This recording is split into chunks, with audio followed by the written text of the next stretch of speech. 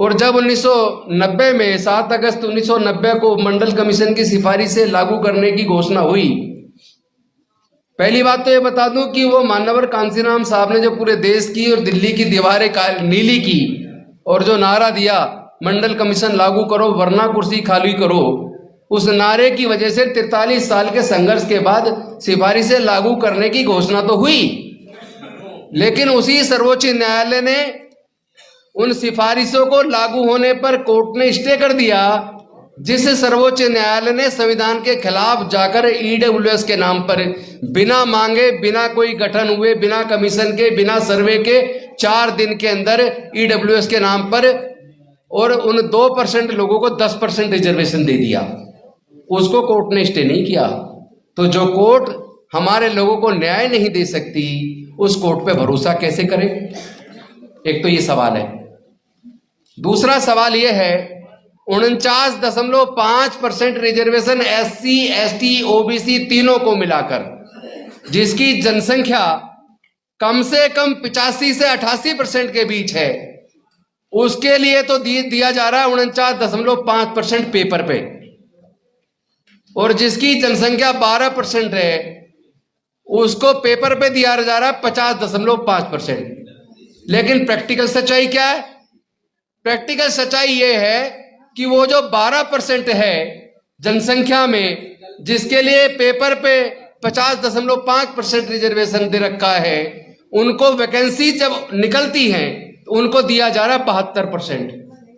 कोई भी जो वैकेंसी निकली उसका डाटा उठा के देख लीजिए तो समझ में आएगा। 72% टोटल पोस्ट में से 72% तो जा रही है ओपन कैटेगरी और ईडब्ल्यूएस को, और जो SC, ST, OBC के लोग जिनकी जनसंख्या 85 से 88% है, उनको जब आप देखोगे पोस्ट वाइज कितनी कितनी पोस्ट किसको जा रही है, तो उनको जा रही है 28%।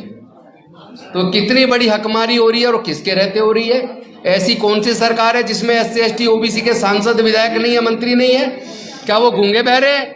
क्या डॉक्टर बाबा साहेब अम्बेडकर जी ने इसीलिए उनको रिजर्वेशन दिया था? क्या सबको इसीलिए वोट का अधिकार और चुनाव लड़ने का अधिकार दिया था कि आपके समाज की हकमारी हो और आप वहां गूंगे बहरे बन के गुलाम बन के बैठ जाओ? लड़ाई तो लड़नी पड़ेगी। हमें दुश्मन को पहचानना पड़ेगा कि हमारा दुश्मन हकीकत में है कौन। हमें ऐसे लोगों को और ऐसे पार्टियों को और ऐसे नेताओं को पहचानना पड़ेगा कि बहुजन समाज की हकमारी कौन कर रहा है और हकमारी करने में उनका सहयोग कौन दे रहा है। अब मुझे एक सवाल मैं आप सबसे पूछना चाहता हूं, जहां तक महिला आरक्षण की बात हो रही है, अगर जाति की जनगणना नहीं होगी, सेंसस नहीं होगी, उसका डाटा नहीं होगा कि ओबीसी की जनसंख्या कितनी है, तो फिर उस महिला रिजर्वेशन के अंदर ओबीसी को रिजर्वेशन कैसे देंगे?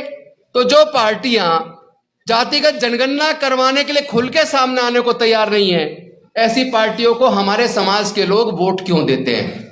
ये सवाल समाज के लोगों से पूछना पड़ेगा। उन्हें समझाएगा कौन?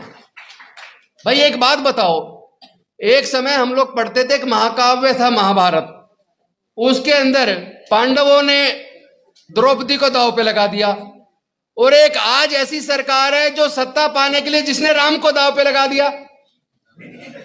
वो राम को दांव पे लगा सकते हैं, आप अपने अहंकार को खत्म नहीं कर सकते। SC, ST, OBC के लोग एकजुट नहीं हो सकते, हकमारी करने वाले लोगों को ठिकाने नहीं लगा सकते। संविधान बचाने की बजाय मनुस्मृति से संविधान लागू करने वालों को ताकत दे रहे हो। शर्म नहीं आती तुम्हें?